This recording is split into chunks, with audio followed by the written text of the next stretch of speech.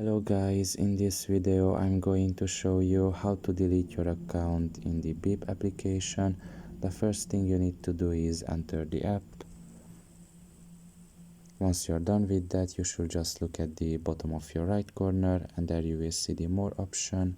Press on it, and here in this page you should select the last option, which is settings, and you will find here the fifth option on this page, which is my account. Press on it. You can select the last option here, which is delete my account, and you can see this small window appearing to you, and you can read about what happens if you delete your account, and if you are sure that you want to do it, and if you still want to do it, you can just press on OK. And after waiting a little bit, your account will be deleted. Now it might sorry for the stuttering.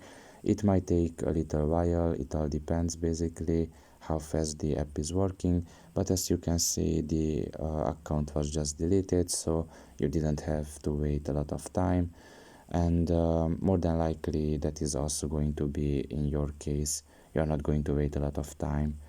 So pretty much this is all about it. I hope this video was helpful to you. Thank you for listening and see you next time. Bye bye.